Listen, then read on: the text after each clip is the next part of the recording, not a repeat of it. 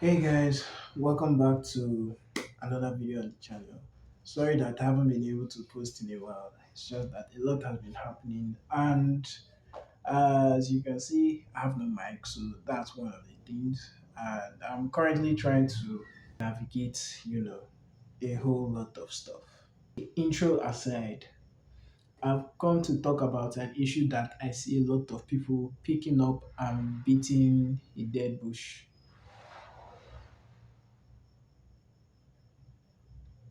It's 1 a.m.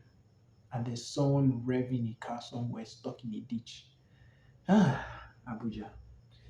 Anyway, what I wanted to talk about is the Android versus iPhone and Windows versus Mac argument that I see flying around the internet every time and why I dislike it. So, if anyone is trying to sell you on any of these arguments, they're either selling you a lie or they're trying to sell you something else. And once you figure out what they're trying to sell you, you can then note that the whole point of these two arguments that have spanned on since the dawn of these OSs makes no sense. Over the past couple of years, ever since the individual OS's inceptions, they've all been relatively common and popular operating systems for mobile devices and computers. So basically, Android and iOS is mobile phones, and Windows and macOS are for systems. Why do I have an issue with this argument in a sense? Not only because it's in the year 2025, in the sense that everything has reached as good as it can get. The only innovations we see now are things that are really out of this world. But then the people who actually engage in this argument actually, have no semblance towards the argument at all. Now, what do I mean by this? So, take for instance, some guy has been using an Android phone all his life, and some guy has been using an iPhone all his life. Is there any problem with that? Now, some people will say that, oh, they need to refine their taste, they need to experiment more, but fundamentally, there is no problem with that. So the problem of having an Android versus iOS argument stems from the fact that the comparison in the first place doesn't matter. So anyone trying to sell you on any argument about any system, about any phone or computer, is there's really no point in that argument. The only thing that you could consider is propositions like, okay, something you want to use is only available on the other system. Like, for example, a lot of people like to bring this up in the Android versus iOS arguments, which is airdrop. If airdrop is so important to you, then obviously you would use an iPhone. Or if it doesn't matter to you, then obviously you would use an Android or still use an iPhone, but then you won't use airdrop as much. So what is the correlation between these arguments? Now, some people will be like, "Oh, then your friend circle."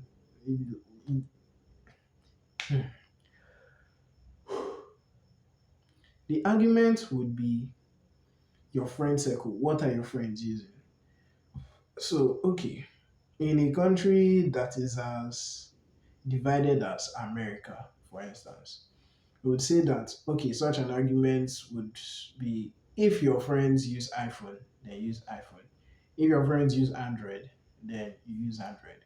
Which fundamentally, in the rest of the world, as we have seen time and time again, doesn't make sense. You use what you can get. You don't use what your friends are using because your friends are not you. They are only people who share a lot of things with you, but are fundamentally not you. If you can only afford an Android phone, you're not going to kill yourself over trying to use what your friends are using. It doesn't make sense anywhere, unless maybe in America. But then the key issue is just the argument doesn't work. And when people try to make it such that the argument has some sort of meaning to it, like making different theses on varying sides of, oh, your phones are expensive, or oh, your OS doesn't do this, or your OS doesn't do that.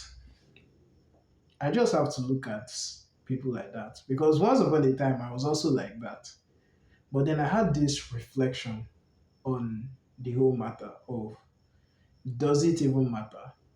Does this whole Android versus iOS, Windows versus Mac, does it even matter? Because at the end of the day, it really doesn't. It's just people doing what people do best, compare and contrast. And the arguments can never die, but that doesn't make it any more relevant or any more meaningful. It's just like the pieces of plastic floating in the ocean.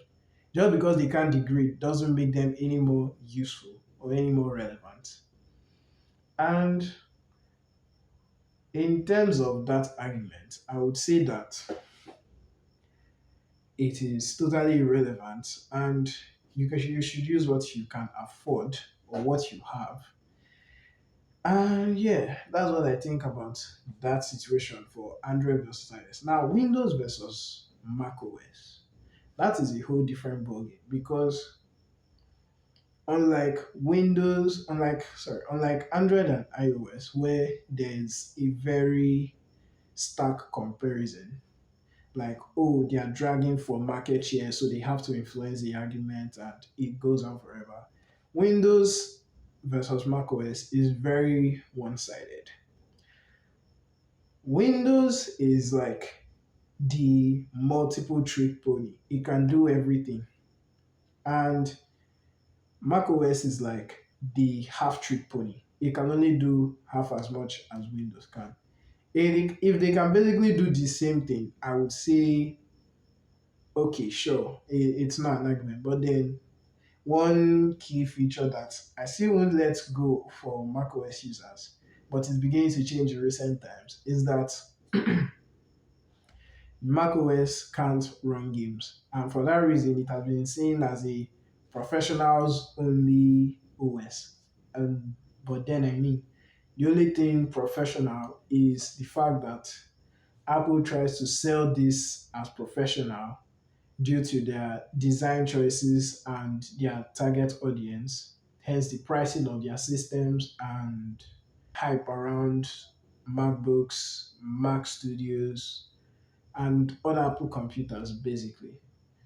So when we look at it from that standpoint, we can now see that because although Windows has also similar target audiences, the target audience also tends to be broader because they are cheap laptops, they're expensive laptops, Windows laptops. And then you have this lock on Windows versus Mac, and sorry about that. And from there, I see it also doesn't matter because in the year of 2025, name one thing apart from AirDrop that a Windows PC can do over a Mac PC. And name one thing that a Mac PC can do over a Windows PC. Because in the year 2025, they can both play games, although Mac OS games are limited, but still, games are games. They both run software, they both run code, they both manage your system's resources, and yada yada yada. So basically, everything the other can do, the other can do. And then you now sit down and look at it and see why. Now, someone's going to tell me that Windows systems, or rather Mac systems, have a longer battery life than Windows systems, as the one and only reason why they would use a Mac. And why I think this argument is irrelevant is, if you take the convenience of charging as I would put it, because it's basically a convenience that is being sold. Some will call it a feature, but then it's just the Mac OS is so good at managing battery life that it basically outperforms Windows in that sense. It's also more efficient. Let's not mix that up. But then, in the grand scheme of things, that really doesn't matter, in my opinion, because at the end of the day, you're still getting work done. You're still doing what you need to do. You're still playing games. You're still running code. You're still running AI if you're into that. The only difference is that someone with a Windows laptop will need to plug in their system more. Hmm. And then when you might factor in the plug-in conveniences, because it's basically over the span that someone is using that software. When you factor in that there is that inconvenience stretched over the time someone uses that system amounts to what I would say nothing. Because would you remember a system for how many times you had to plug it, unless the system was faulty and then you just had to be that's how you got the system to work? Or would you remember the system for how well it ran for you, how well you used it? Because this isn't a matter of, oh, it ran this at zero point 0.4 seconds faster, it did this at so and so seconds faster. Because at the end of the day, it's not about how fast any of these things can get, because speed is irrelevant in 2025. Everything is already fast, deal with it. The main issue, or rather, the main focus should be, can I get this done on this? If that can be replicated on multiple systems, on different OSs, and on different devices, then what is the point of the argument? There's no point anymore. Are you seeing this? If I can type a Word document across Android, across iOS, across Windows, and across Mac, what's the point of comparing who does it better? If one has the feature of copy and paste over multiple devices, and if the other doesn't have that feature, or it has a more limited version of the feature because it's 2025, does that mean that if the other one, for the reason of convenience, is better? And the convenience, we have to factor this in over a long period of time, because the convenience factored in over a long period of time is basically, oh, I was able to copy this here faster over, say, 5 years, as per compared to, oh, I had to download an app, and every time I had to use that app, I had to copy this here over the same period of time. If both people were able to achieve those tasks in the same time, only that one had to use a workaround, then what's really the I don't see the basis of comparison. If your number one deciding factor is that one system is more convenient than the other, then I don't really think that argument is it holds water. Because if you're getting both things done at the end of the day, just that one had to use an alternative route, then what's the point of comparison? You both things can do the same thing. It's just that one is more limited than the other. And if you're saying something is more limited than another thing, does that make it inherently better? I don't think so. And so that is why I think that the AI, good, my head.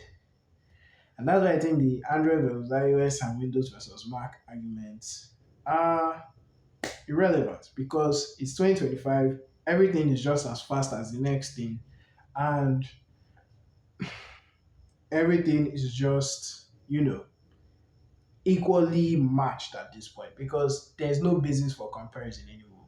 If this were in 2012, where there wasn't really like grounded technology to be able to make technological advancements. I don't know what was going on in 2012, but if it was 2012, there could still be basis for an argument. It would be like, oh, I can do this miles faster. And then the comparison over the time that someone could use both softwares would be one was objectively better than the other. But that doesn't work in 2025.